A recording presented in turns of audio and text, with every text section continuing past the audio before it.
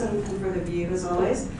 Otherwise, today's really for you guys to put your best submission together for round 2, which is due on May 4th. So Alexandra, I should say, Dr. Alexandra Greenhill, she's the CEO and founder of My Best Helper, which won 3rd prize 4 years ago? 2012. She wears many hats as well. She also did a Kickstarter campaign with this great card game called Little Coder, teaching little kids how to code. And is that for sale still? Yeah. It is. Science World. Sold at Science World, Amazon. So that's really cool as well. She is a wonderful mentor to so many organizations. I feel like I talk to a person and everyone's mentor is Alex. So we are very lucky, and she is very giving of her time. And she's going to, she did the competition twice.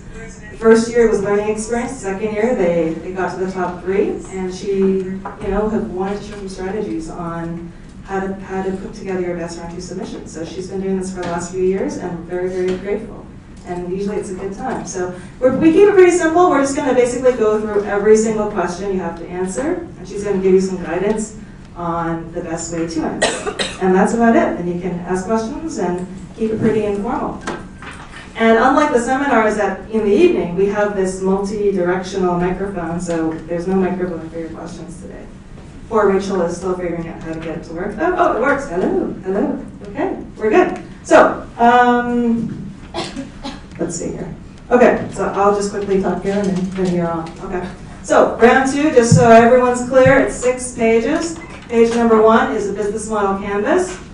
A lot of people have done business model canvases. If you haven't or want a refresher, we have an online module you can use to learn about it that I sent a link to and can resend it to you if you need. And we're also doing a workshop on that on Monday with Peter Payne, and he's taught lots of business model canvas workshops before, and that'll be happening, I believe, 3:30 in the afternoon. We'll also be recording that, and he'll walk you through the entire canvas as well. So we're not going to focus on business model canvas today. That's for Monday. We're going to go through the other questions. So then there's 2 sets of questions. There's 8 questions total. Baseline are the first 4 questions. Those are not technically evaluated, but you need to answer those because they inform how the judges are going to evaluate your other questions. And then the next 4, which we'll go through, are the technical evaluation questions. So by evaluation questions, I mean the judges will score you on a scale of 1 to 5 on each of those 4 questions, and then they'll score you on a 5th variable, which is overall potential.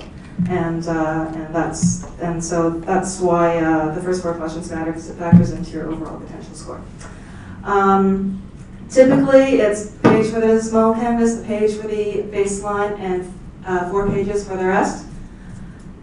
I often get told, well, I could not possibly tell you everything you need to know about my business in 5 pages. It's just can't be done. But everyone's on the same playing field here, and it just is a real test of you to really boil down what really matters. And I know you're going to go more into that.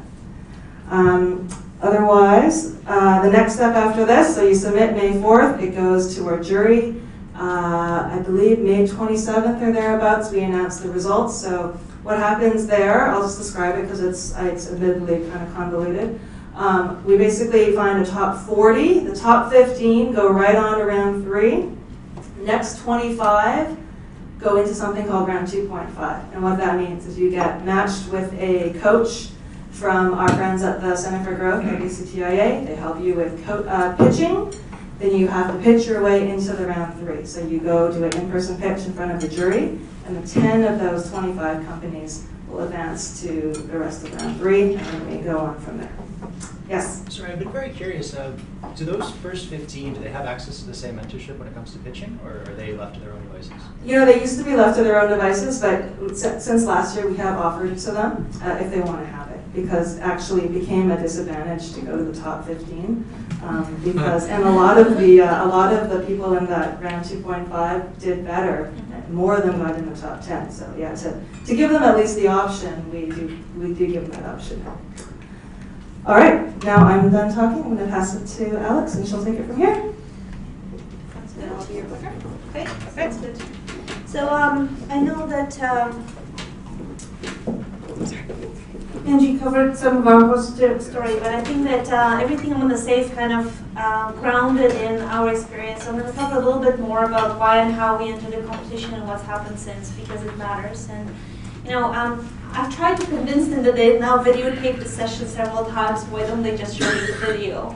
But apparently something about these sessions happens is different when it's live, and also because your questions make this a much more interesting experience for you and much more relevant. So as you're sitting here in the audience, I just want to encourage you to think of as many questions as you have. We have until 5:30, which sounds and seems like a lot of time, but it can go by very quickly because you know, there's a fair amount of ground to cover, and the more interesting questions you have of like, how does this work, why do I do, how does it apply, the more interesting the conversation will be. And so, as Angie said, I'm a kind of a first-time entrepreneur since 2011. Before that, I didn't know it, but I was an intrapreneur. So it's an person who kind of keeps asking, why is this not better? How can we fix this thing that's broken? And I was very lucky to be in the places in the healthcare system that had big pain points, and I was given big mandates early on in my career, including, for example, the project that brought me to BC, which was anything strategic having to do with the BC Medical Association, including a $108 million implementation of electronic medical records, which worked out really well. And so we went, you know, 16% adoption to 76 within 3 years, which is kind of unheard of. And it was a fantastic experience. So I said, you know, I want to do something else that's way more challenging. And the last 4 years would say that I found it. I found something that's way more challenging, because before that you could have incredible odds, but you had tons of resources. You had teams, and you had money, and you had access to people, and you had ways of being introduced. When you become an entrepreneur, you kind of just like, you're it. You're a person with an idea trying to walk around and tell others that there's something that you see. And we were selected by Google for Entrepreneurs to be one of the 15 companies that they brought in for 2-week experience called the Black Box Connect in the Valley. And one of the presenters there, who was the founder of TechCrunch, compared it to being pregnant. And he said, when you're pregnant, and it's a man saying that, so it's kind of really funny, because as a woman having had 3 kids, this is totally true.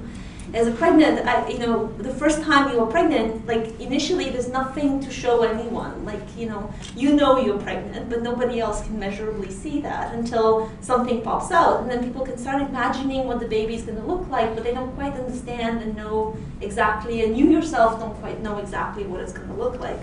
And once the baby comes out, it's this prototype of an idea, but it doesn't look anything like the grown-up version of it, right? And so your job right now in this stage of the competition is to try and be as descriptive as possible to the baby's kind of future path of growth, of what do you imagine it to be when it grows up. And then try and describe as clearly as possible the fact that you have the know-how of producing that offspring in the first place and then nurturing it along so that it can survive into adulthood. And so I thought that this analogy is really apt for the stage you're at and where you're going to go.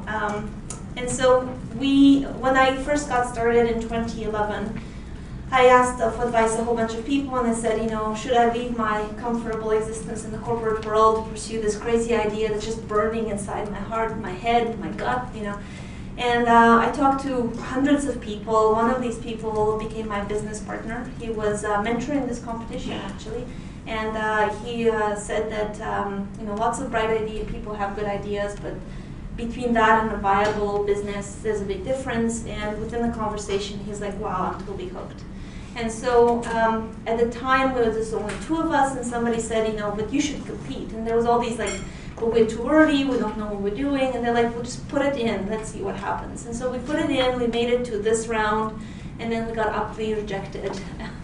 And so I met some very cool people who are still friends. They're the kind of entrepreneurs who are now on the Fast 50 for Deloitte and the world kind of competition. All of the up-and-coming companies you hear of today, I met them like this, when there were nobodies and no one else believed in them except each other. We looked at each other and we said, we think that you have something and this is how I can help you. So that network alone was worth the experience. And then somebody said, well, apply the next year. And you're like, well, no, they rejected us. Like, what do you mean apply the next year? And so, but the next year we had something, which was a closed beta that we launched, I think, on February 14th. So by the time the competition rolled around, I think we had 60 people in our service. You know, all friends and family and people we knew, and kind of arm twisted to start using our product.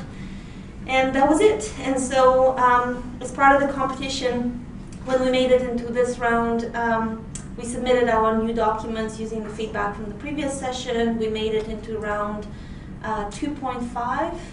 And at the time there was no coaching, you just got to present. And so we passed that and we made it into the third round. And then we acquired these amazing mentors, which was the other huge value of this competition, because the 3 people we met kind of walked up to us and they said, you know, what do you want to do? Do you want to win the competition or advance your business? And you're like, that's an interesting question. I hadn't thought about it this way. And so we looked at each other at the time, my co-founder, and we said, well, we actually want to do both. Like, you know, if we just win the competition but don't build a business, that's a failure. But, you know, we want to build a business, and why not win the competition? Because it comes with money and recognition and a whole bunch of other good things. And so they said, well, if you want to do that, this means extra work. It means working extra hard. And so we can make a commitment to meet with you every week for the summer until the next round submission is due. You're going to do everything we tell you that you need to do before the next meeting, or the penalty is that we cancel the meeting. And you're like, okay. So we called it the DMZ boot camp, because it's Daryl, Mike, and Cheng, because it felt like a summer boot camp, like for those of you who've done this before. And they gave us homework, and we did it, and it was a lot of work the first time. They asked us to do a whole bunch of stuff that wasn't even on our radar in terms of competition, intellectual property, and patents, and numbers, and a whole bunch of other things. That was like way later in our mindset. And I have business experience from running big projects. My business partner has an MBA, so this was a surprising set of questions because we thought we had covered it all. And then they came back and they said, well, no, you know, we were ready to report. And they're like, oh, we know you've done your homework. We don't want to hear that. Now we can ask you these other questions. And they were like excruciatingly painful. And so we kept doing that week after week. And then we made it into the top 10, which no one thought we would do, because everybody else in the top 10 had revenue and the product and all the other things. And they basically said, like, wow, this is pretty exceptional. What were the judges even thinking? I think was going through their heads. And then our 3 mentors came back and they said, let's own the podium. Like, this was soon enough after the Olympics that the spirit was still around. And I said, you know, let's keep meeting with you guys so that we see if we can make it in the top 3. And I don't know what set of circumstances occurred. I can just conjecture. Is we worked like crazy to get our act together so that our presentation rocked. I went to that session in the middle of summer that nobody usually went to, and now, ever since I sell it so much, everybody goes to, which is Norma Bill's session. I remember the top 10, there was like 4 of us in the room. But she changed my mind about everything having to do with presentations, and I had done thousands of presentations before that, but the way she explained the business pitch and what needs to be covered was just amazing. And so this was on a Friday. I didn't sleep until the Monday when we presented because I had to change everything, like everything. And so we ended up, I think the other companies underpitched. The day was slightly off, this and that. We made it third, which gave us $28,000 in non-dilutive revenue, a whole bunch of visibility. The Canadian Innovation Exchange selected 3 companies that year to send to San Francisco to the Canadian Technology Accelerator, and because of that win, they noticed us, and we were one of the 3 chosen. We went to the Valley, we learned a whole bunch of things, took our entire prototype and threw it away and rebuilt everything from scratch, and all of our success today is kind of linked to that. And then 2 years ago, I was asked to mentor a team, and I said, I'm not ready, like there's no way I can explain anyone anything intelligible. And then they said, well, no, there's 2 other mentors and they know what they're doing. And it was weird to sit at a table, across the table from experienced entrepreneurs pitching their ideas and working through the process, and recognize the questions they're having as the questions I was having 2 years ago, and me trying to explain what the mentors had tried to explain to me, which is so obvious now, but at the time looked so weird because they spoke English and I thought I understood English, but in fact they spoke business startup English, which is slightly different. You know, a word means a whole bunch of other things in their speak, in their language.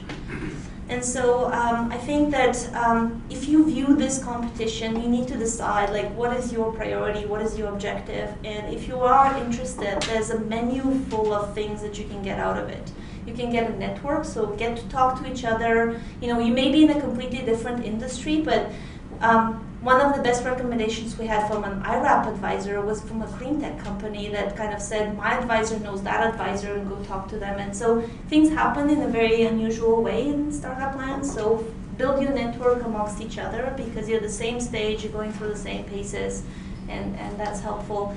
Tap into your mentors. I discovered that a whole bunch of teams don't actually meet with their mentor, and that's kind of shocking and surprising to me because we give back our time because we were helped by somebody, and it's a pleasure to do it for somebody else. So use that resource, go to the sessions, view the sessions from past years, and then just go for it, right? And sometimes a lot of the entrepreneurs self-limit and they assume that, just because this happened, we can't do it, and we're not ready yet, the other people, and you don't know how the dice rolls. You just have to give it all that you can. So there's no reason, depending on whatever stage you are in, there's no guarantee that just because you have tons of revenue and recognition elsewhere, you're going to make it here.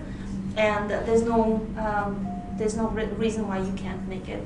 The one thing that's really cool is some of you would have met advisors in the community, and I met a lot of them at the beginning, who have that typical business mindset, and they're like, think small, start small, and I met people who said, you'd be lucky in the first 4 years if your company is well known in BC and you have some users here. And I said, no, I'm building a worldwide thing. And they're like, you've had your midlife crisis, go back to the drawing board. So happy to say that I proved them wrong, but there's not many places in BC where people really understand what technology can accomplish, how flexible today's systems are, and don't be afraid of sharing your full vision for what you want to become, because a lot of the percentage is on that potential. So if you are developing a slightly better version of something that is going to be used by 10,000 people, you are at a disadvantage with somebody who has an exponential idea for D-wave computing, quantum computing thingy that can change the universe of computers. Because it may not work, but you're trying something pretty big, and the judges take that into account. And their job is to connect you to the resources that will make it possible for you to succeed in that regard.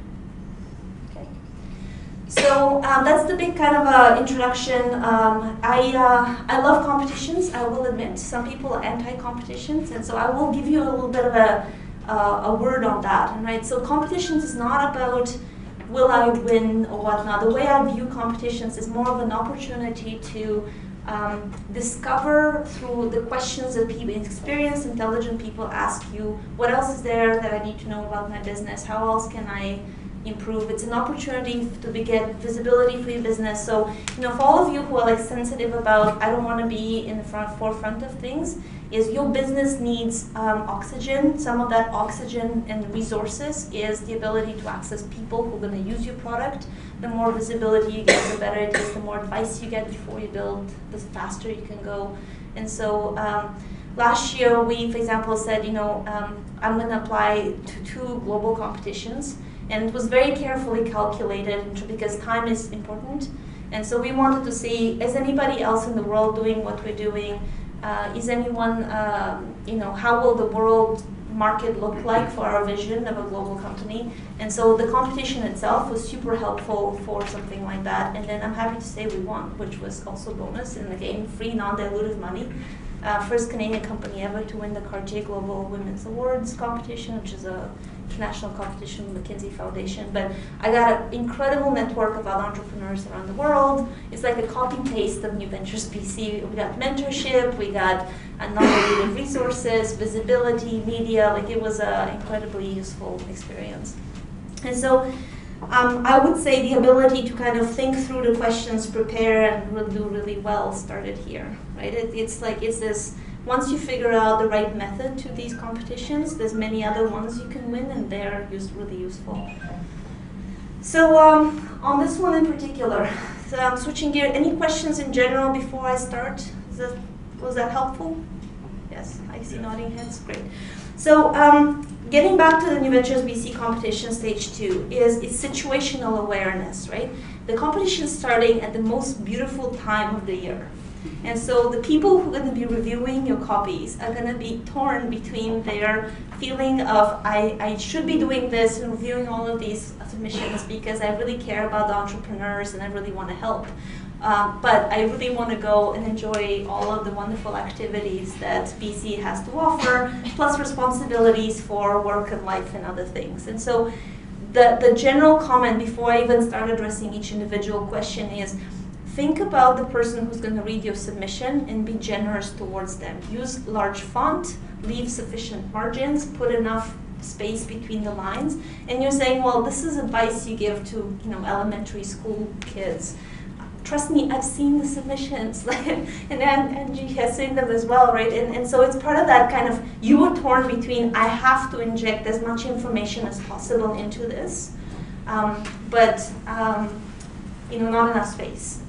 Does not help. And so one of the analogies I got in the Valley that has really helped me explain this more clearly is, if you're buying a Swiss Army knife, it might have 100 attachments to it that you're tempted to describe to say how awesome your Swiss Army knife is and why it's better than a regular knife. But I think the most important thing you can say about a Swiss Army knife is it's a foldable, easily transportable, really durable knife that has the option of attaching a number of tools next to it, full stop. And it clearly identifies what it is that you're about to sell, and then everything else could be put into additional documentation, next page. It doesn't really matter. What you're selling is a knife. And so if you can look through your submission and say, what is my skeleton? Like, what is the most important thing that needs to be said in this question or comment, and everything else is fluff, then you way further ahead than describing something in huge amount of detail. The presentation of the document is really, really important. And so we always think of, when we're submitting our presentation, of if everyone's presentations are laid out on a table, we want to be the first one that the judges pick up. Full stop.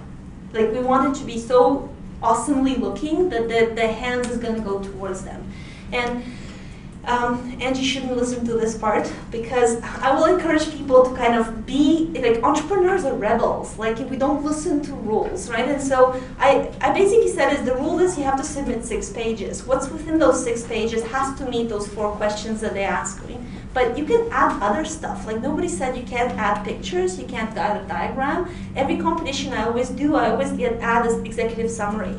If you have the space to do it, no one said that you're not allowed to put in an executive summary. And it's really helpful for somebody reviewing your document. And so I have this kind of like a 4-line, who we are, what we do, what we want to go. And then it's like a prequel to the rest of the book. Or think of what they would see on the back of a book. If there's an important quote that, the World Health Organization said that solving this is, I don't know, $52 billion, opportunity, then put that in. If there's a really important picture of a customer that you've acquired, or logo or something, like, start with your strongest, like, put it on the table and grab their attention from the beginning, because your presentation looks and feels different. It should still answer the questions that they're asking you to answer, because there's a grid, and if you gave them something that was a wow, but the grid hasn't been filled, it goes nowhere. But at the same time, it's like, why not grab them? And don't forget, the people reviewing your document are angel investors. They are entrepreneurs. They can. I've heard of kind of people looking for a presentation and grabbing the person afterwards and saying, like, wow, this was really interesting. You didn't pass into the next round, but I'd like to continue working with you, and I can introduce you to 6 people who can invest. And so never miss an opportunity to pitch your product, even if it's inviting to a competition. So the first kind of baseline, and the thing that people struggle the most with, is describing what they do. And it's a paradoxical one, because people say, well, of course I can stand up and explain. But a lot of the words that you use trip you up, right? And so if you say that I'm another social network, people immediately think of Facebook. And so those words are owned by someone else. So you need to find a way of actually describing what you do, sounding innovative and different enough that people understand how you're different than somebody else, and tangibly understand it. And so if I said something like, I'm a location enabler of social interaction and beverage consumption. Like, those words sound businessy, but it actually doesn't mean anything to anyone. But if I said I own a coffee shop where I sell drinks and then allow people to sit down and kind of have longer conversation, that's easier. So the trend in business is to try and describe really complicated terms in the simplest terms as possible, so that your 10-year-old kid or your grandma who does not have a PhD can understand. And so the way to arrive at that is not easy. And the method that I found works for me really well is when I got started with this is I would talk about my business to anyone. And when people say, what do you mean anyone? Is I'm in a lineup at the airport about to board. I talk to the person in front of me. I meet people. My business, My Best Helper, helps families figure out solutions so they're supported around child and elder care.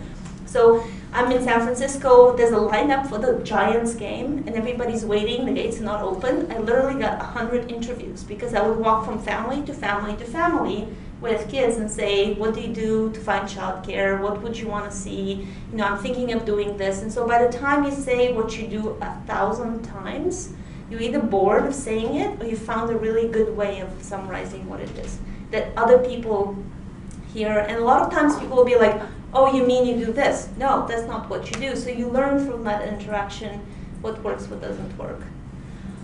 And so by now, there's usually a question up there saying that what I do is so top secret that how can I even reveal it? Is anyone thinking that? I'm not going to ask you to raise hands, but knowing that that question comes up is there are rare situations in which what you do is indeed so top secret that you either can't reveal it, or the idea is so obvious in retrospect that anyone can do it, and then it's going to be difficult for you to defend it. So two things to that is, if your idea is so obvious, you're going to get tons of copycats, and you're going to have to think about how do you create something that once you're out with the real product doesn't stop somebody with deeper pockets to just walk in and do what you're doing better, faster, with more marketing. So you have a problem if that's the case.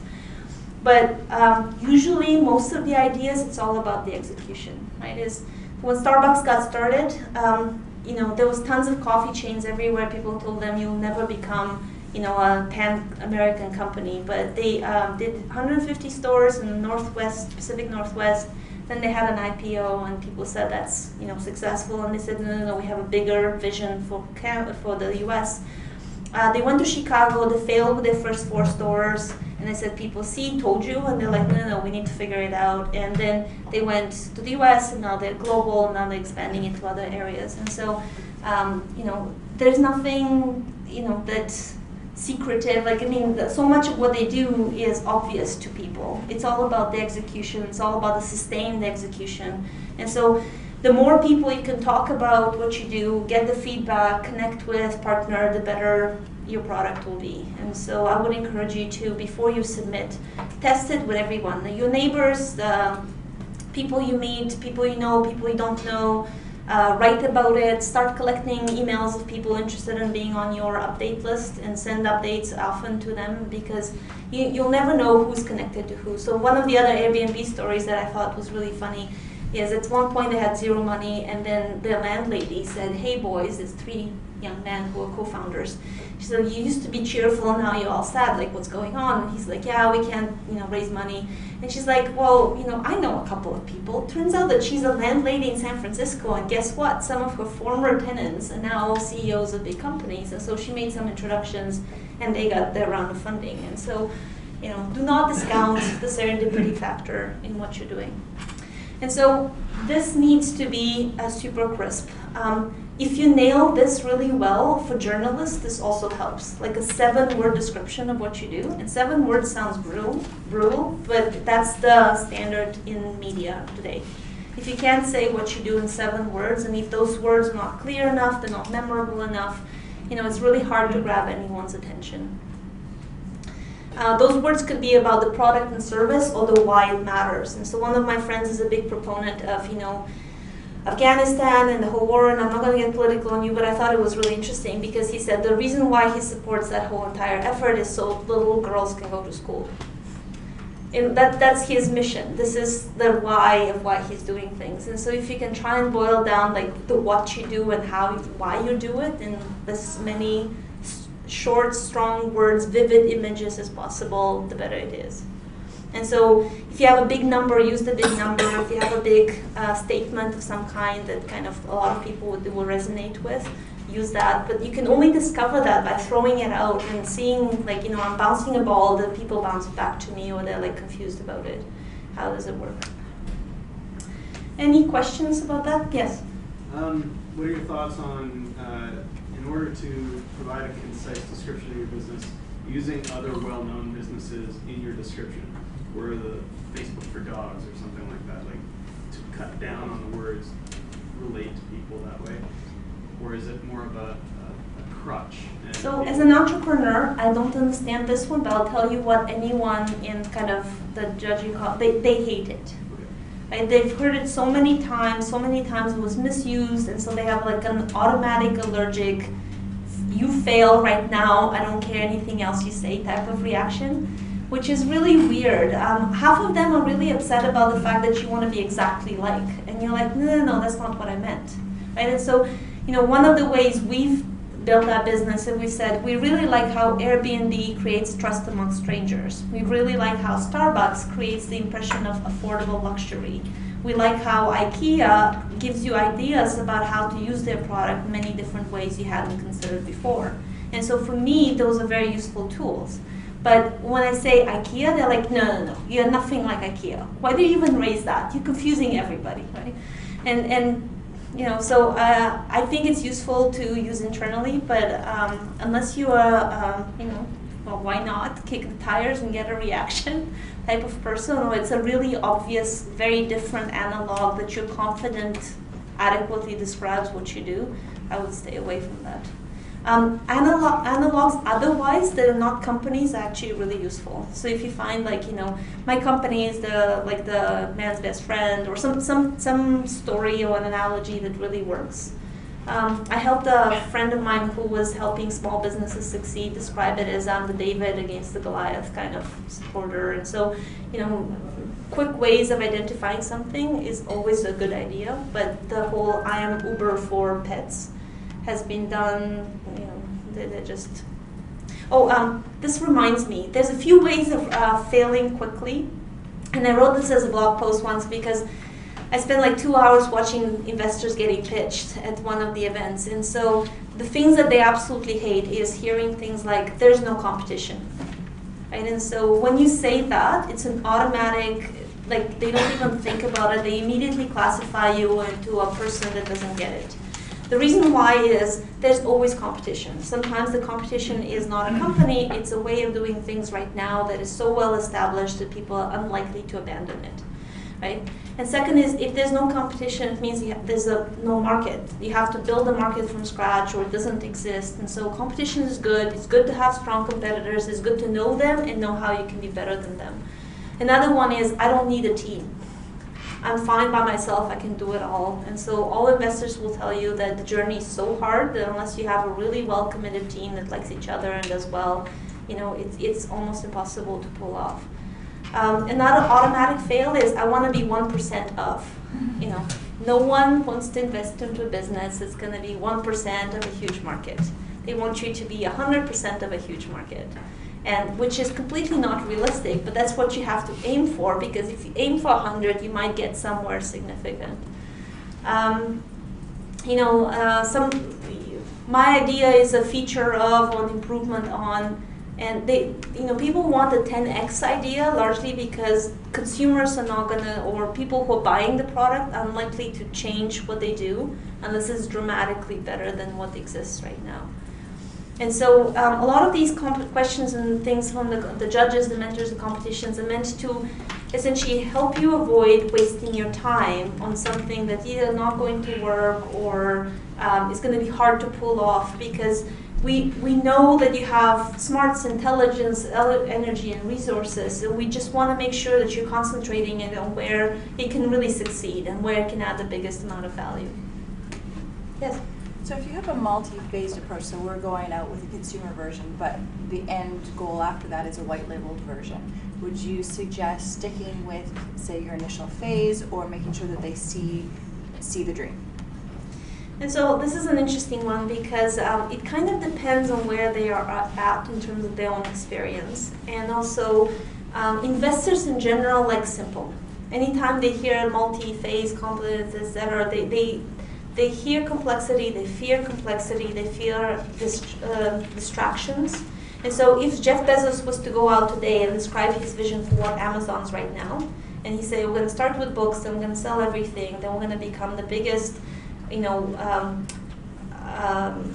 cloud web platform, and people will be like, whoa, we can't execute on all of these ideas, this is crazy. And he probably didn't even know that all of this was going to be happening. But if the equivalent is the following, is I'm driving to Toronto and my first step is Kelowna, and people can see and understand how this is logically linked, then by all means, do a small description of where you're going first and why that's going to help you decide and succeed on the bigger vision. But if the two are very disparate, you have to choose and kind of say, I'm doing this or I'm doing that. And then, because it's going to be too confusing for people reading it as to what are you really doing. Okay. And we've had to do this. And so my Best Helpers vision is to help our families and caregivers, but on the larger societal mission of so many people today are totally stressed by what they do, and largely stressed because of that work-life imbalance. And if they're trying to solve it all by themselves, it's usually hard on them. They either work really hard, burn out, and then they get sick, or they opt out and kind of give up on their life and dreams. And so, if we build technology that real time allows you to discover who the right person is at the right time to connect and support you, you'll do better. But if you do it on an individual basis, it doesn't work. So we're building a tool that will engage organizations. So employers, volunteer networks, hospitals, and kind of optimize how they integrate with personal networks. And have I lost you already? So, we're still about figuring out how exactly to explain it. If I'm given 20 minutes, it's totally explainable and we win. But, the short version's missing. And so we really had to kind of choose and select and say, I can really well explain this part, and this part already looks so big that people are excited about it, so that's enough. Okay, thanks.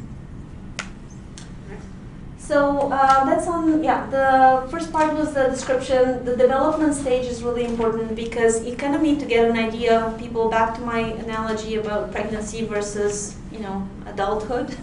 Where are you on that spectrum? And as simply as possible, so there's several stages. There's a conceptual stage. I'm still thinking and imagining what my solution is going to be like. There's I'm testing it with a few people. I have a prototype. There is I have an MVP, a minimum viable product, and this is how it works, and getting feedback. I'm a consumer and I have customers and revenue. So which stage are you at? And intellectual property is really important in this competition. For those of you doing a software business, the trend right now, there's a whole bunch of decisions in the US saying that software patents are not enforceable. And so, all of our patent lawyers have essentially told us stop paying us, which is really weird because you think that they want to be paid. But they're like, you're going to waste your money, to be honest, if you're applying for a lot of patents in the software space. And so think about this in the larger context of intellectual property as what is the moat? What is the defensive mechanism that will create your sustainable competitive advantage? Right? So not the competitive advantage in the first little leg of the journey, but what will make it really difficult for your competitors to imitate what you do. And if you can verbalize that, then that's a strong component in this stage. Question? Yes? How long of R&D is acceptable for? How many years they tolerate? If you say I'm 2 years from the commercial product. So it depends on the industry. And so that's a great question. So the competition includes clean tech, it includes healthcare, it includes heavy-duty technology that is really forward-thinking, down to consumer products, to physical, hardware, software. And so each industry has its own kind of marching orders and timeline, and the mentors who are going to be judging you know these. And so I'll give you an example. It's helpful to think of your startup as one of two categories. One is a version of something that already exists, but applied to a different vertical or different market or different customer, right? And so in that space, things are known, and there's analogs and examples of how long it took them to do something. So you can point to that and say, we're going to be like X, and we expect this to happen, that to happen, and this to happen. So in my industry, there wasn't a lot, and so we said, we're very similar to dating. Why dating? Because it's a two-sided marketplace, you have to find the right fit. And so in the dating space, this is the usual path of companies to, X number of revenue and customers and over that much. And we're probably going to be within the same ballpark. So there's a lot of knowns on that path. And the typical known is that if you're a consumer product, you should have plans for revenue within a year, a product and revenue within a year. If you are a SaaS product, it might take you a little bit longer because enterprise sales takes 6 to 9 months. And the enterprise product needs to be a better quality. You can't just pitch an MVP and expect it to work. If you are developing a drug, if you're developing an amazing clean tech thing that has never been done before, it falls into the second category of an incredibly unknown, kind of known, but still within a path of expected timelines. And so people will give you a break on the fact that you're not projecting to have revenue and customers immediately, but they want to see other signs that you know what it takes to pull this off. And so, for example, if you're saying, I'm going to have this most amazing combination pharmacogenomics, blah, blah, blah drug, and it's going to be ready in 6 months, they'll say, well, this is not realistic. And so they want to see signs of you having thought through this as much as you could and imagined how much would it take, and how much of your imagination falls within the ballpark. And so I've never run a McDonald's, but I'll use that as an example. If somebody said, please take over an imaginary land of 4 million people and put in as many McDonald's as they can handle over the next year, and I said, that's great, I need 30 employees. Do you see? Like this makes no sense, even for somebody who doesn't know the industry. Is you're going to calculate and say 4 million people, it might be a 300 McDonald's, maybe 500, but it's within that ballpark. I can't open all of them on day one, so they'll be staggered over several months, and each one of them is going to need a staff of at least 10 people to rotate during the week. And then from there, you kind of break down all the numbers and all the assumptions, and you rebuild them. And then you look at it from the top, and you go down. And so we've played a lot with these kind of assumptions and numbers when we were doing our work. And try and find a number that is the most kind of, wow, I hadn't thought about it this way. Because as a scientist, I like precise numbers. And so I was going always for, there's 1.6 million kind of babysitting jobs being done every day, every year in the United States. And then somebody said, well, no, it's like 1 million a day. And you're like, oh, that's true. And my number was slightly more than 1 million, but it doesn't matter, it's a ballpark. You want to kind of give people a concept or an idea of a trend. And so don't think you need to be super specific in your prescription. This is not as like a research project. If you don't have the exact data, try and get analog, try and find data from other jurisdictions. We found Canadian data sucked, to be honest, and so I actually contacted a whole bunch of people, Statistics Canada and Women's Enterprise Center and the BC government, and all of their data was like 96, 98, and you're like, I can't work with those numbers. And so the US data is essentially times 10. So, whatever happens in the US, you just divide it by 10 if you're applying for Canada. Yes? Just more a question around intellectual property. What if you're repurposing a technology to provide a service and it's an entirely new market? So then the question becomes is, is there a barrier for you to use that technology? Do you have to pay dues to anyone else? Will they approve or not approve? But so you want to anticipate questions people are going to have and answer them, because if they're not sure at the end of this, and so sometimes we would write it out and say there are no issues with us using this technology, and in fact we've discussed. And how do you know it? We've talked to the owners of it, and they're really thrilled to see us do it. All right, so I talked a little bit about team and the importance of it. This is a hugely important slide, and so you may be awesome and amazing and super experienced, but the people reading this don't know it. It's really useful to identify a couple of things on that slide. even if you've done 1,000,001 things, you need to give people a sense of, what are the 3 things that you've done that matter the most to the project you're building. And so I had to select things out of my bio that would have confused people. So, before being a doctor, I was an occupational therapist, but it has 0 relevance to my application. And even though it's true, it's not in it because it doesn't matter, right? What matters is I'm a physician, I'm a corporate executive, I've led major projects, and I totally understand the domain, the technology, and the business space. If you have any external validations of what you've accomplished, think about them as playing cards and having ace whatever up your sleeve. Or so, brand names are shorthand for accomplishment. Like if you work for Procter & Gamble, people that Procter & Gamble doesn't hire stupid people. And they hire intelligent people who work hard and put them through interesting projects, and so that's interesting experience. If you've been, the team captain of a soccer team, that automatically tells people that you're hardworking, you get along with others, and so give them proxies that allow them to quickly get a sense of, yes, this person is as competent as they say they are. I was at the Black Box Google for Entrepreneur thing, and one of the Argentinian entrepreneurs kept presenting himself, and he's doing this sales thing, and nobody could understand him because he had a thick accent. And then at some point in one of the presentations, he casually mentioned that he has a PhD in artificial intelligence. And you're like, what? Can you just start that conversation with that and say, I have a PhD in artificial intelligence from Oxford University, second trump card, right? And say, and I'm really interested in using that insights into solving today's sales issues by automating a lot of the manual processes.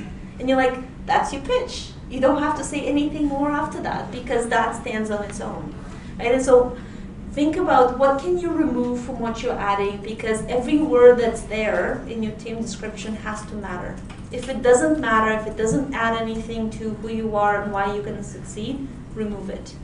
If you have people who are around you, not even formalized as an official board, you say, my advisors include, right? And why these people feature as advisors is because somehow they add to your credibility, or they add a skill that otherwise people will say is missing in your team.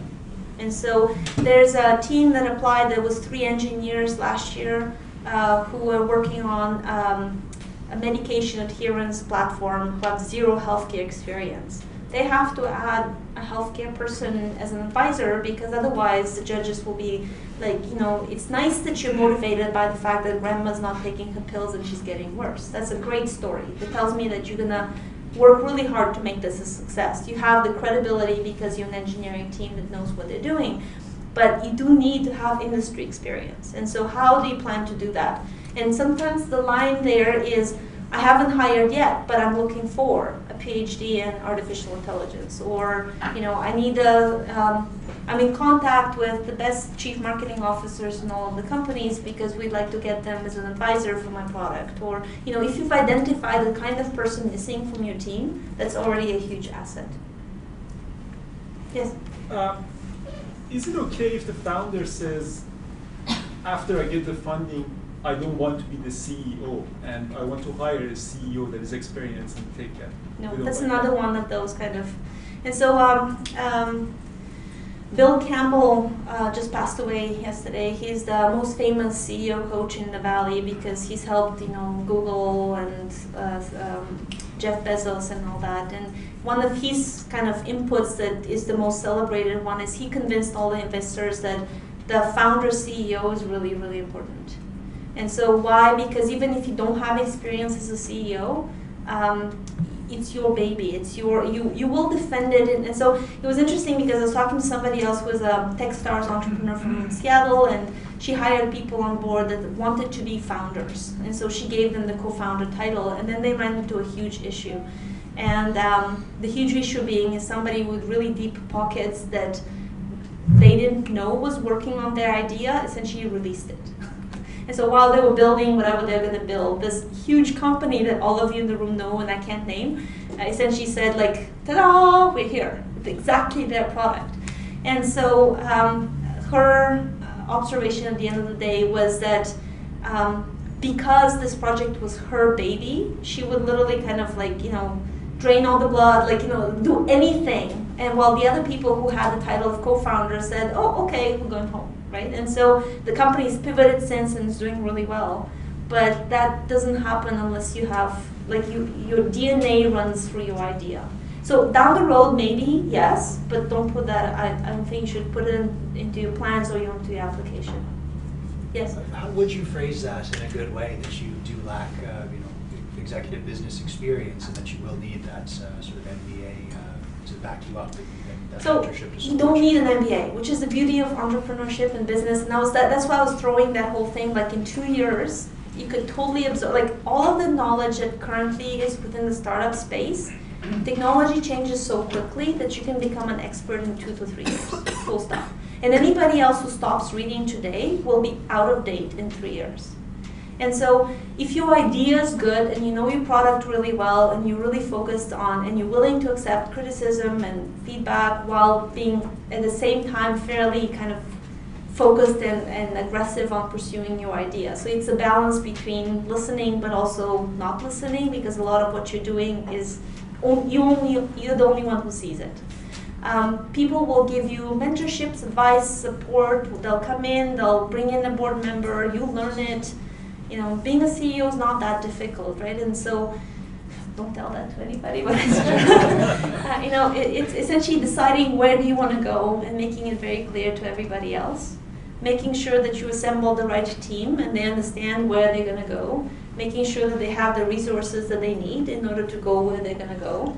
And then dealing with any trouble, like unexpected stuff. Like, if you do your job really well, you shouldn't be doing the work. You should get a team to do it, and you're there kind of overseeing that everyone's still aligned on where you're going, that they have the resources of what they need, and dealing with emergencies. And so those are totally learnable skills, and MBA schools are great, but they don't teach you that, right? They don't teach you entrepreneurship as well as sometimes life does. And so a lot of great entrepreneurs have zero education, they picked it up on the go. I wouldn't even go and say, like, I don't know all of these things. You need to identify what you need to know. I need somebody to support me in accounting, in financing, in legal, in whatever it is that you feel that you need support in. But it's your company, right? And all of us learn on the go. And there's a huge advantage to somebody like me who's run big teams, because now as we get bigger, I know what to do. And a lot of my colleagues who've never done that are starting to struggle, but we have peer mentor CEO groups and we transfer knowledge. I see a huge advantage to people who've never done it before, because they don't know all the things that can go wrong. So they're literally tight-roping over stuff, and they're completely oblivious, and they sometimes go faster than I would, because they don't have that fear factor of like, oops, I've fallen before. So great.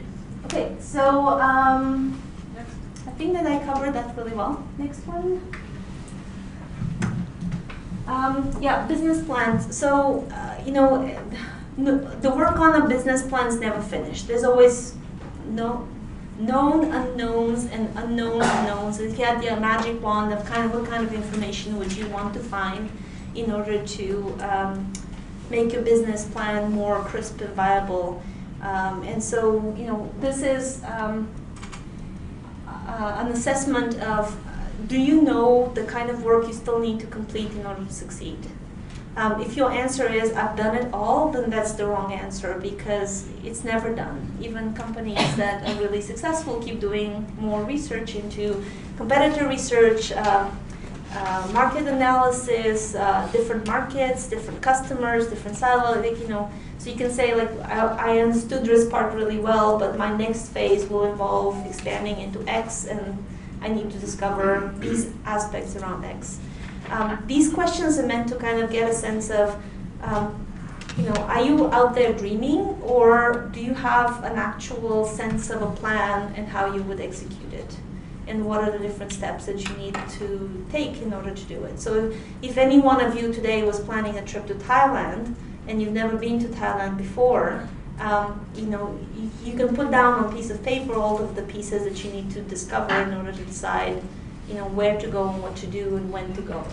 If you're building a house, there's a certain number of steps that have to happen in a certain order. They want to get that solid understanding of, are you worried about the roof before even the foundations are being put in?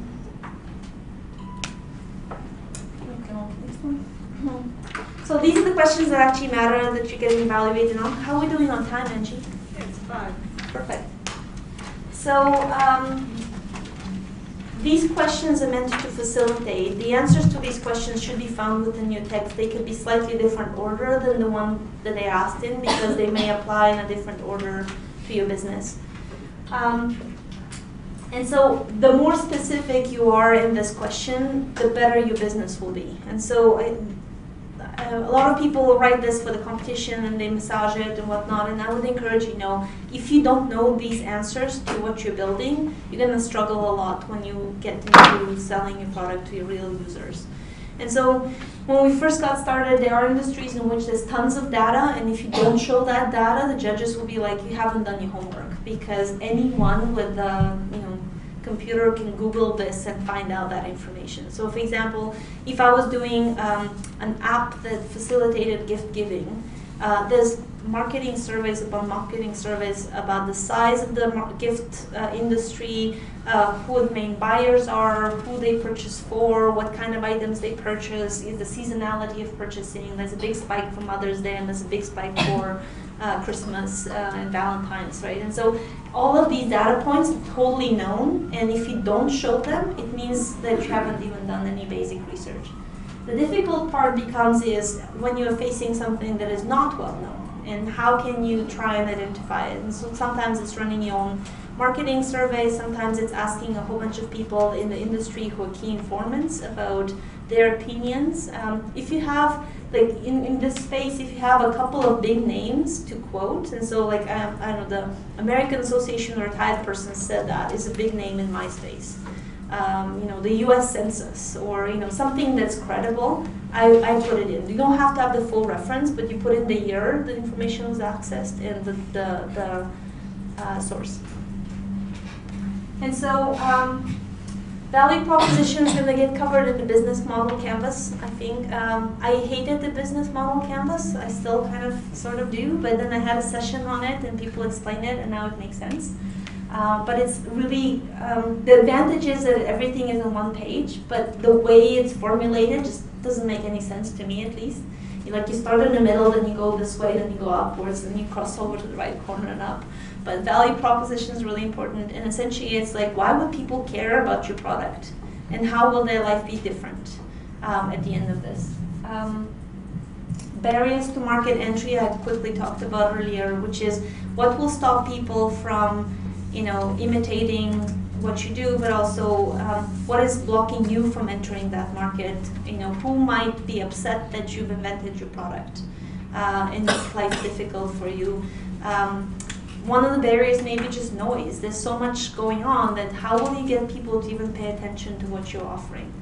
One of your barrier to entry might be friction, and being open about that and saying, we have a great product once people start using it, and referral works well, but we haven't quite figured out a way of explaining it to people, and we're focusing on that right now as a priority, because our barrier to market essentially is ourselves. Our product is so difficult to start using it that nobody wants to try it. And so it could be external, could be internal.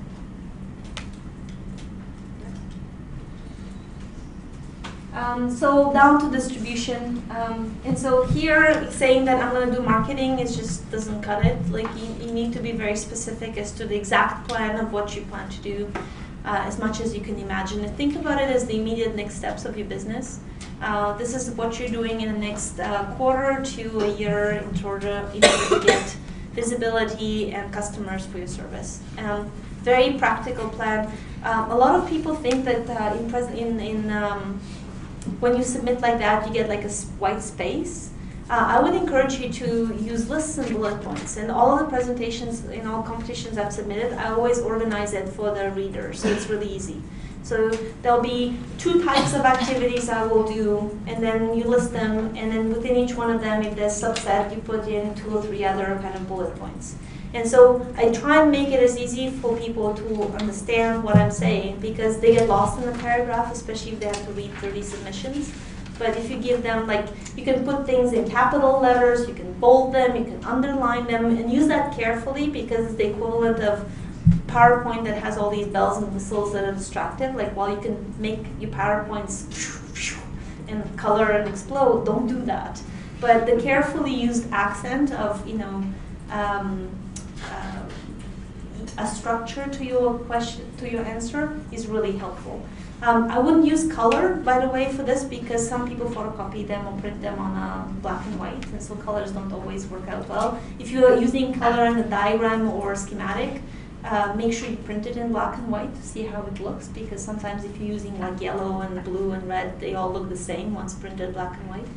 And in a lot of my questions, I actually use graphs and schematics. And so no one says that as long as you fill in the 6-page criteria, you can answer very quickly with words, but then you can insert an entire diagram of the forces or the trends or whatever else you want. As long as that diagram is meaningful, then use it.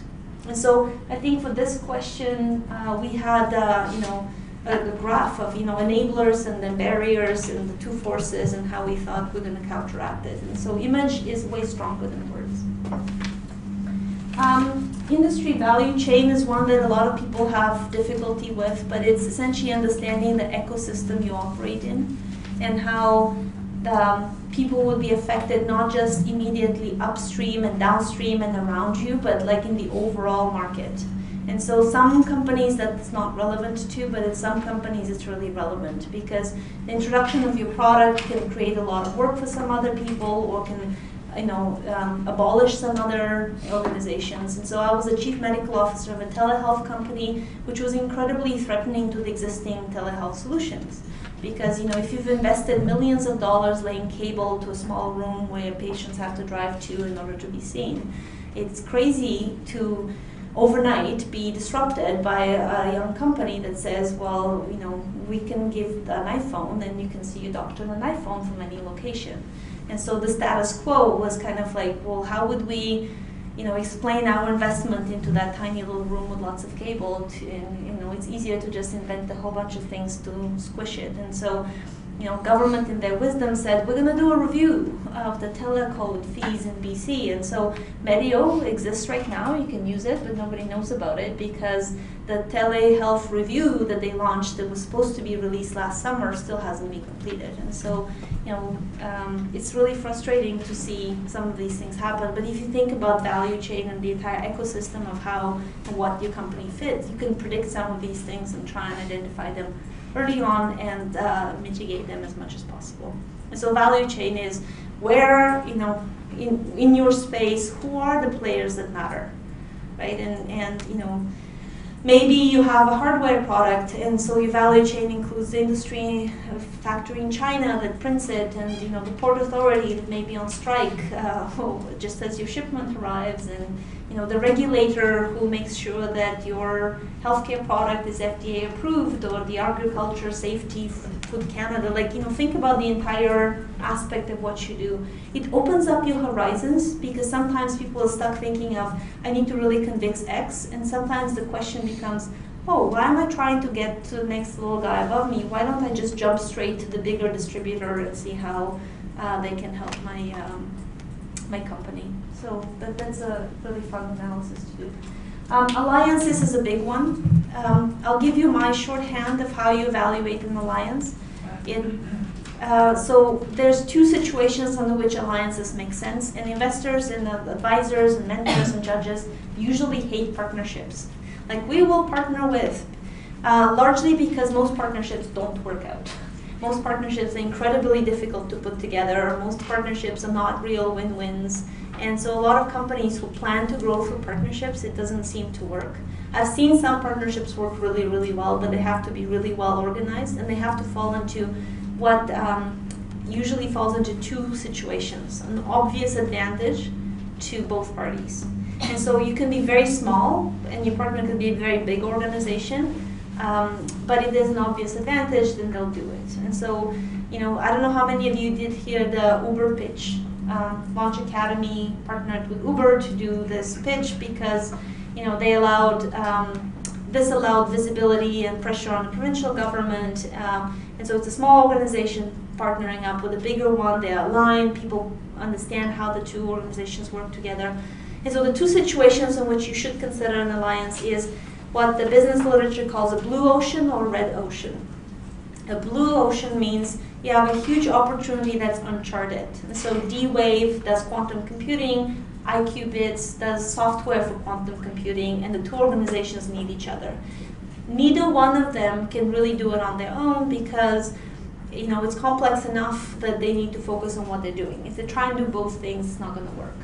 And so blue ocean is, before Vancouver was settled as a city, didn't exist. It was just a series of little boats and houses. A whole bunch of settlers arrive and say the only way we can survive in terms of safety, protection against the elements, and succeeding in the city is if we work together. And so how it works is we need to have similar values and ideas, and we have to be able to trust each other and have to have a similar, objective of what succeeds. And so I call that carpooling. So you get into a car with people that you have similar destinations, similar values, and you can establish up front how and what resources are going to get shared. A red ocean is the opposite of a blue ocean. So a red ocean is super busy. It's like us arriving in New York today. If you arrive individually, no one notices because it's so busy. But if you have, it's the Canadian Technology Week, and there's a whole bunch of events related to that, you might get noticed because people understand there's a festival, there's enough people interested in that topic. And so partnerships there work if there is an obvious understanding in the user as to why these two companies partnered. And so they partner because they have something in common, they need the same, if you put Starbucks into chapters in Indigo, those make sense because they're similar brands. But if you put a Tim Hortons into a chapters, it might not quite work. And the exception to that is a certain partnerships is just on the background, so you share resources, but people don't see the partnership visibly. And so if you're doing that, you should also signify that. And so one of the partnerships may be that an established office in town wants you as an entrepreneur in residence, and they promise to give you 2 years of free rent and access to introductions and services. And so that's a partnership and an alliance. Why they would do it is because of a pre-existing relationship, or we were a startup in residence in a local company because they wanted to have kind of a dynamic and active team in the middle of their more established corporate culture to kind of wake them up and keep them moving become more active. And so that's a partnership that can work as well. Next question. Yeah. Yes. The value chain question. I wasn't sure how to answer that, so I Googled value chain. There is a very specific business connotation to value chain. So you're saying that's not what the judges are looking for? No, it's not. Okay, good. That's a confusion point though. So if Yes. you Google it, it's the wrong value chain. Yes. Yes. Okay, next. So I do this a little bit every year as I kind of anticipate some of the questions that happen next. Is very important data point is your answer to the question needs to be in the right section, because as a judge you're stuck. Even though you answered that question in a previous section, if you didn't answer it here, I can't give you the points for it. And so this is the rules of the rules, and so it's really important. And so I've seen that sometimes happen in teams, they're like, well, I've already answered it somewhere else because it was kind of relevant. If it was relevant, leave it there, but repeat it here or state it very clearly, because each one of those sections is marked according to the grades to those questions.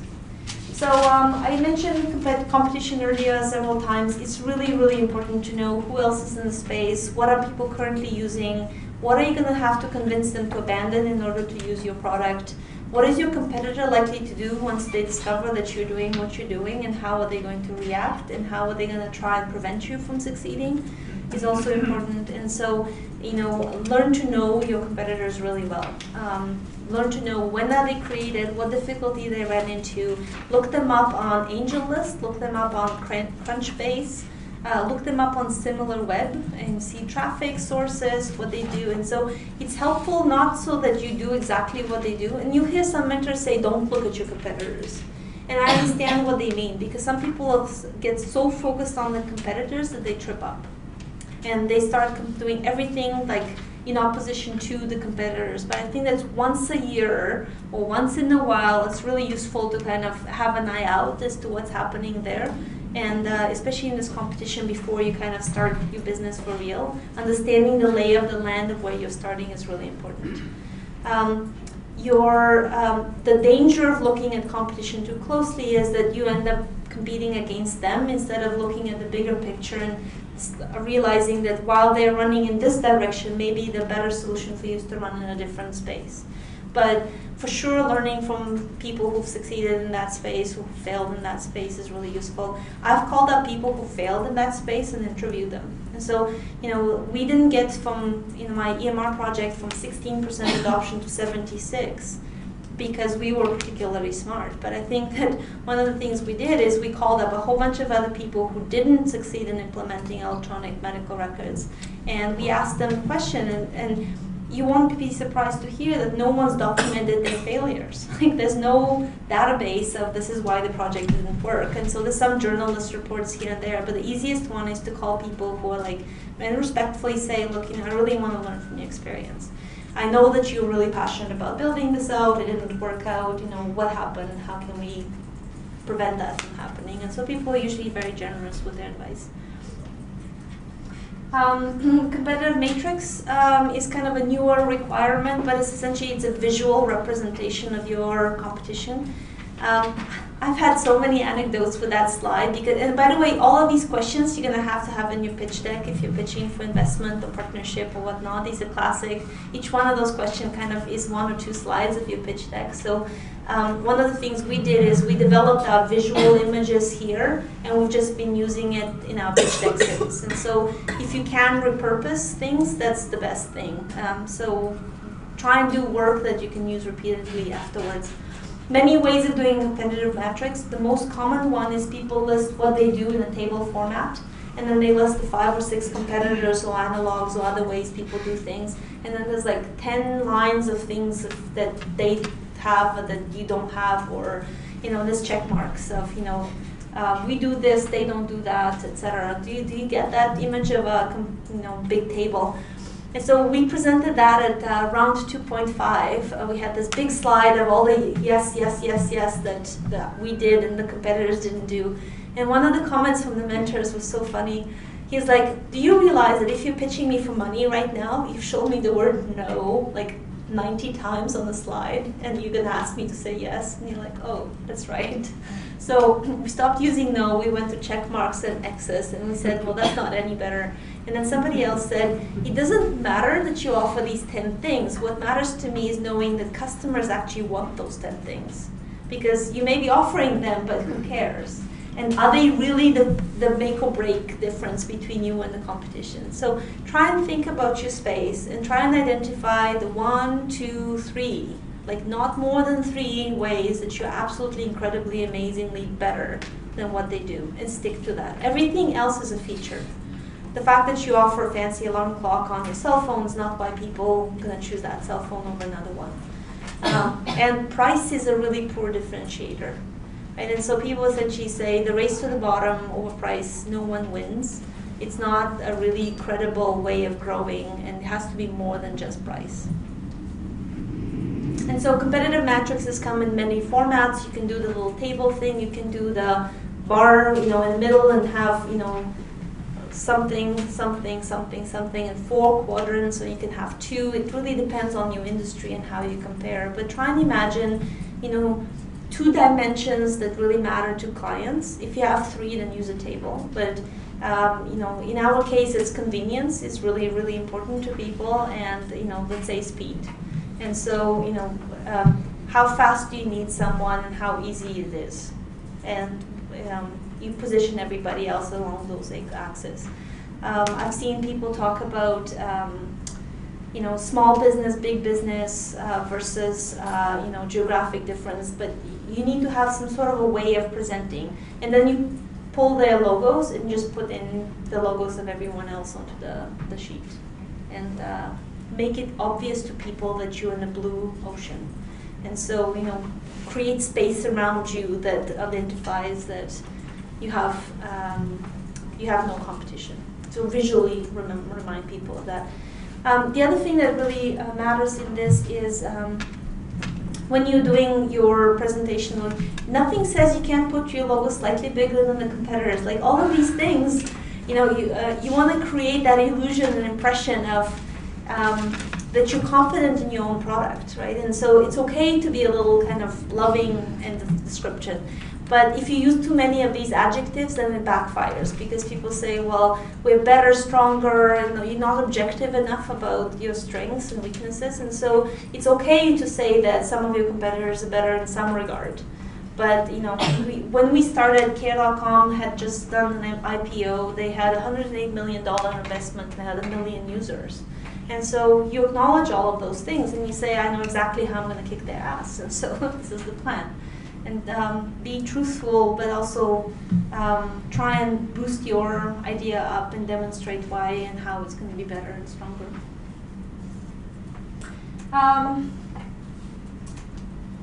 So revenue model is really important. That's another one where people say, well, just get advertisement. That doesn't cut it. And you need to have, if you're going to use advertisement or any other models, it helps to have a proxy and say, this other company in this other space or in a similar space, this is how they do it, this is how we plan to do it. Again, the 1% doesn't work. If you think that 1% of people are going to use your product in 5 years, it's not enough. And then, identify, are you a venture investable business or what role will revenue from customers play? And so if you're doing some long play where you're going to have no product for the next 3 years, it's an automatic venture investable business. When we started out, we looked at that and we said, no one's succeeded in building a global tech company without outside investment. So for sure, we're going to have to have external investment in order to proceed. So I struggled a lot with this question because I haven't raised money before this venture and I didn't quite know. But essentially, what they want to know is a sense of a plan and you knowing. So again, going back to the home analogy is that if you're building a shack in the back of your house, you're going to need, $2,000 and the Home Depot trip. Maybe a trailer to transport it. If you're building a multi-tenant development, you're going to need to get permits, you're going to need to get a crew, you're going to need truck equipment, you're going to have architectural plans, you're going to have, initially it's enough to sell 10% in order to get the project moving, but then you're going to require, 30% from some large developer, and then you can sell the rest to customers. And so it's that level of crispness and an idea of timelines. And all plans will change, but how tangible can you describe it? How real can you make it seem? Investors, as a rule, don't like anything that's not going to be cash flow positive within 3 years. And those are silly kind of rules. They love the hockey stick, and so build them a hockey stick. But the fun part there is, what if you could pull off a hockey stick? Like, what is it that you need to do in order to succeed that? And the Valley, they were really, I noticed there were a couple of questions, and I'll get to them. Please don't forget your question. But I had a funny kind of experience because we were in Valley, we were talking about what we're doing, and they said, whoa, a whole bunch of your conversation is future tense. And they said, what is it that you can do right now to advance your initiative or move it? And so one of their questions prompted the fact that we wanted to be in a global company, and so 2 months after that conversation, we released a product in 155 countries. So we now have on a website called Care Near You that allows you to search across other people's websites for caregivers, a total of 180,000 caregivers in 155 countries.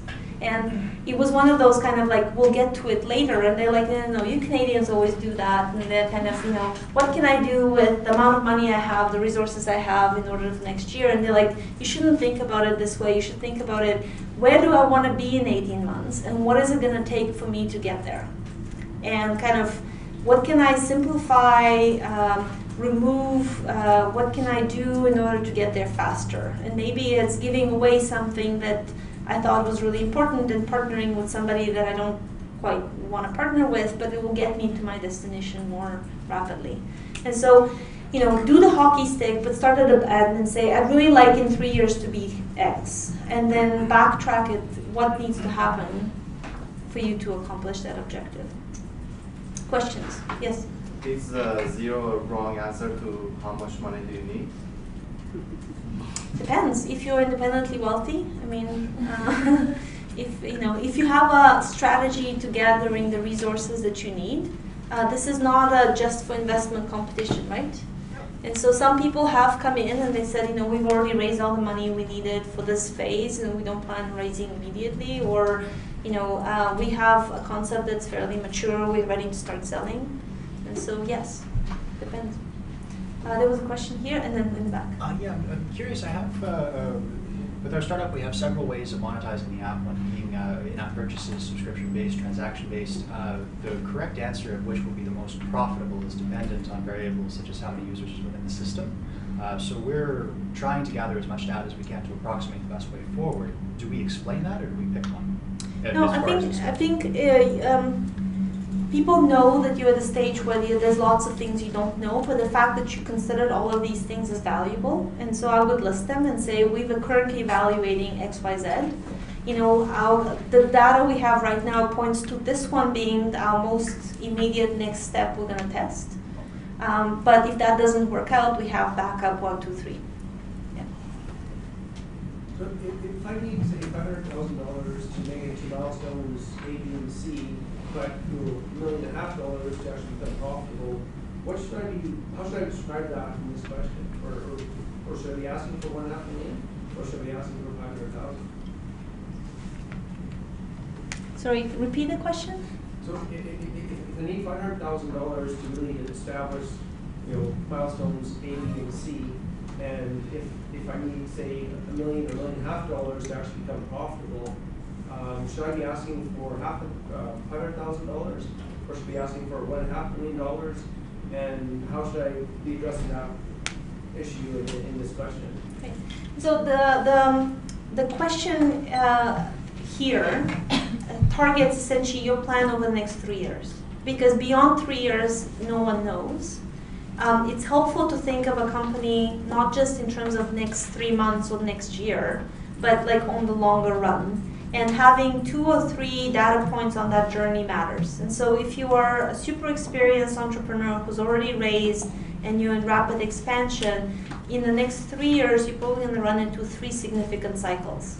If you're just starting, there are also 3 cycles, but they tend to be the first 6 to 9 months until you figure out team, idea, product.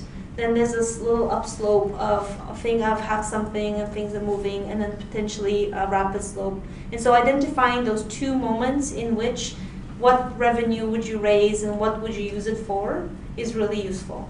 And these questions that you're going to get over and over and over again. So if you can find a graph that you can easily graph, what is your needs in terms of revenue, what projected revenue, how many people, what stage are you going to be in one image, it will really help your business, because that question gets asked many, many times.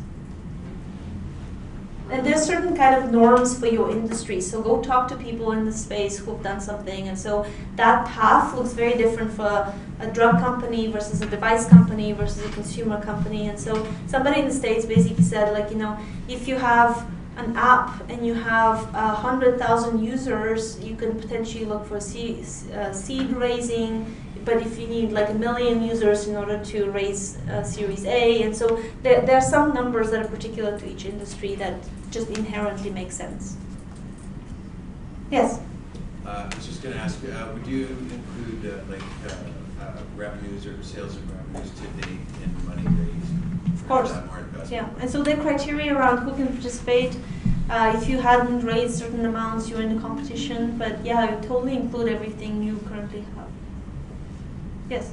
You mentioned a couple of times about being honest in your answers. I'm skeptical that that is appreciated, but maybe you can convince me otherwise. This is really interesting because I've had this conversation with a couple of my peer CEOs, because I remember one presentation and I didn't know him from before, and he pitched his product, and he's like, we started 9 months ago, we now have 40,000 downloads, and after he finished presenting, I was like, wow, this is so cool, you're in a completely different space for me, I'd be curious as to how you got 40,000 downloads so that I can maybe learn. And he's like, shh, I just said that so they'll be impressed, we're planning to do it, we have 0 users on the platform right now. It's sucks because guess what? He won that competition because he told them he has 40,000 and I didn't. But I don't know, there's like a right and wrong way of living your life, and it's just, in my experience, that gets you only so far. And the kind of, people keep saying like, wow, your business partner is awesome, your investor is amazing, this and that. It's because, I've lived life long enough to know that I don't want to work with jerks, I don't want to work with assholes, I don't want bullshit, and so to me, I respect people who respect that, and those are the kind of people I want to attract in my life. And to date, there's an honesty that's similar to dating. And so if on the first date you disclose everything, usually it doesn't go well. But there's a certain amount of stuff that if you don't answer a direct question with something truthful, if you don't mention something really, really critically important, then people discover on the second, third, fourth date, then things go wrong. And so it's that level of judgment of, when do you choose to be strategically honest about some things because they demonstrate your seriousness of approaching the business versus the Pollyanna pink glasses. Judges really love to Google and research too. So if you say something and they don't believe it, they will look it up. Correct. Yeah. Yes. So we should mention that we plan round A, round B, round C fundraising. Yeah. But the angel investors don't like dilution, so is it? In my experience with pitches and presentations, it's so funny because you never make anyone happy, right? And so we've literally kind of mentor whiplash is a well-known phenomenon, and then kind of and they even laugh about it. They're like, I know the other guy asked you for this format, and I'm going to ask you for that format, and I don't like this, and so I can't make anyone. So it's helpful. One of the things I've found is really, really helpful to know to rapidly fail people who are not going to be helpful to you and your business. Not because they're bad people that didn't come out right, but it's like if somebody's never going to invest in you, the soonest you know that, the better. And so if you are looking to invest in Series A, Series B, and all that, is you want to attract the kind of angel entrepreneur who is okay with that. And that's also useful. And so we found that was really helpful because sometimes the dancing around the pot is really not. And people feel that, they do you a favor by not saying this clearly, but they're really not. But for the sake of competition, they don't reject you because you have to dilute the company later. So there's like 160 startups in this competition. How would you suggest we highlight certain things? Because we're generating a small amount of revenue, and there are companies that are, over $1 million in revenue. What should we highlight so we can beat those companies, even as like an earlier stage startup? Well, I mean, that was kind of our case when we got going, and I think that there were a whole bunch of elements that we highlighted which are really important. Is we had done a whole bunch of research into how big our market opportunity really is, and so confirming to people that this is one huge, humongous market that you can totally conquer, that it's one homogeneous market. Because in our space, people said, well, I don't get it, it's childcare and elder care, and why are you targeting all of that? Why don't you just focus on one? And we said, well, simple, because there's one buyer. The one buyer is the busy parent, right? And so I'm not focusing on these different aspects, I'm focusing on this. And the busy parent looks identical in all major cities around the world, and so that's my market. And so the second thing is identifying how uniquely different, incredibly appealing and defensible your solution is. And kind of really have, so you need to go with the pieces that you're strongest at. And the fact that you have revenue already is great, but some companies have tremendous revenue, but it's super easy to disrupt them. So anybody can launch this tomorrow and just do it, versus it's really, really complicated. And so, there's some industries in which there's a copycat that appears every day, like food delivery, think of that, And so you have to have some secret sauce to protect it. And so just because they have lots of revenue, the judges have enough experience to say that these people are going to be obsolete in 2 to 3 years unless they change what they're doing. This company hasn't had any traction yet exactly, but they are onto something really big. And we've talked a lot about big ideas, but I mean the judges also like tangible. Doesn't have to be incredibly huge and innovative and new. You have to be credible. You have to have a plan. You have to solve a real problem. And so some of the solutions that have won in the past weren't kind of this multi-million-dollar world-conquering concepts. Norma Bilm, who does the presentation, is the CEO of Augurex, which is this really obscure little medical problem, but it's a worldwide medical problem with fairly good dollars attached to it. So, don't feel like you need to fit into a mold. You need to tell your story really well so that other people understand it and they can see that you have potential and that you have a plan of getting to that potential. I think the other thing that we did really well is risks. My husband happens to be an enterprise risk management expert, so there's risks kind of identified and labeled in my life to everything that I do, which is awesome because you know everything that could potentially go wrong and how to deal with it. But a lot of people don't. So entrepreneurs are very positive and they're like, everything's going to be great. If you can get into the habit of identifying things that could be an issue and how would you manage it is really, really important. And so making an honest list of, the risk is I'm not going to get the revenue, I'm going to need more, to survive longer. Like what are your plans? Like my key engineer might disappear tomorrow, then how do I manage around that? That is really, really useful. I think that's it. So I put on my number and email there. I welcome questions that are fairly kind of direct on a point. A couple of people last year kind of said, like, could you explain everything again? No, sorry, I have a business to run, but I'm happy to kind of take a very quick look at your presentation and say, yes, you're on the right track, versus, whoa, you need to redo this section because it's really muddy. And so if you want to send me your drafts, that's great. If you all send me your drafts in the 24 hours before it's submitted, I can guarantee you that my human capacity to read through that is just not going to happen. But I will do my best to review those the ones who selected and reach out to past. Like I talked to a number of people who had won the previous years as well. I forgot to mention that, but like Terry Beach was the first software company that ever won this competition. The first, right? Terry Beach. What was his company? Hire the World. Hire the World. And so they were the first software company to ever won first place. And so I reached out to him when we were in the top 10, and I said, I want to be on the podium too, and would you spend some time telling me? And he spent like an hour coaching me, and then the weird thing is that we've become really good friends, and he's now an investor in our company, and so, And he's an MP now. And he's an MP, and so it's,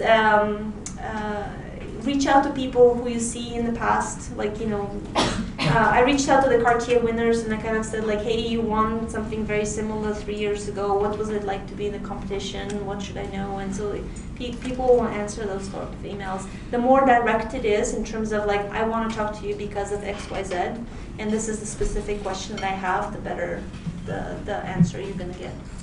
Question, and then we're done. I was just wondering, the previous winners are posted on the website. Yes. They won.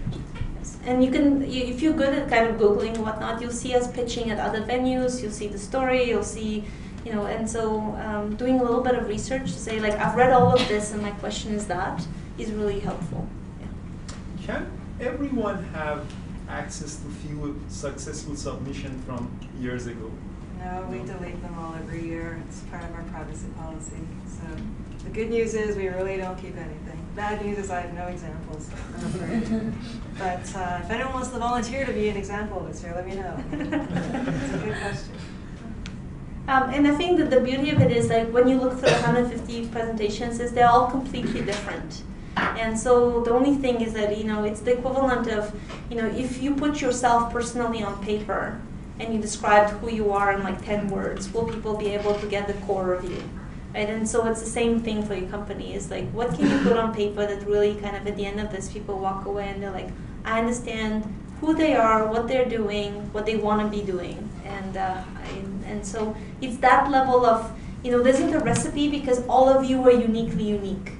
And so even like if you had a previous year's submission, I would honestly think it would hamper your efforts because the more unique you are, the more unique your voice, the more interesting the submission. And each one of your concepts is different. And it's a bit of a luck of the draw, so it kind of sucks. And so I talked to somebody last year who said, you know, I can't believe that they refused me. I've won 16 awards elsewhere. It's a competition. It's like playing chess. Like, you have to follow those rules, and if you don't follow the rules, it doesn't matter how wonderful you are, you don't win. And the judges aren't always right. They do get it Oh, wrong. well, one last very important concept before you run this one. Many people judge this competition, and they come from different backgrounds. So if you're using technical terms that are obvious to you and you think should be obvious to everybody, don't take it for granted. And so one of the things we did when we did our submission is we used this as an opportunity to educate people about our space. And so we went kind of adapting the Airbnb mindset and whatnot. Is a whole bunch of these MVP, lean startup mean a whole bunch of things to people, but may not to others. And so you need to do a good job of explaining why you think that you can have, you know, servers overnight capacity coupled, you know, 100 times, because some people come from the server industry from 10 years ago, and for them this is a massive, expensive, and time-consuming and so make sure that if there's anything that people need to know in order to better understand why you succeed, you actually educate them on it. Yeah, there's 75 judges in this round. Your submission gets read by 4 to 6 people. So that's again, in the summer while they're enjoying. Yeah. So that's why we don't spell out everyone, because you have no idea. It all depends on who gets assigned to who. It's a big matching thing. So. So if you're in a certain healthcare and you've been put yourself in a certain field, though, is it more likely you'll get judges who have that background? It's likely, but it's possible that people don't have don't have enough one. Okay. Don't have enough of that type. And so I know that the first year we submitted in 2011 when we got rejected, one of the judges clearly had no clue of software, you know, in consumer, you know, our space, and we saw it as our failure to educate them. And so our submission the following year included a whole bunch of tightness on the important things that we had to answer, and a whole bunch of other stuff to help them understand why this is a big problem. Yeah, that's why you get 4 to 6, because it's a range. But yeah, we try to assign the right industry. But if you're in a very specialized field, you're getting generally a generalist who's looked at a lot of businesses. So, you know, it could be IRAP people, angel investors, you know, repeat entrepreneurs, people who have raised money. Yeah, people who know this, but it is, you know, it's a range. Okay, one other quick question. If you have 2 lenses to see through, as you said, are you going to win the competition or are you going to get money? On ours, there's a very large noble cause aspect, but then there's also the revenue aspect. So within the competition, would you suggest more focusing on the revenue rather than noble cause? Yes. I think revenue is important largely because the noble causes don't survive. So, like, I mean, one of the things we started out as a business is we want to be good, great global giving. Yep. And giving to us was really important.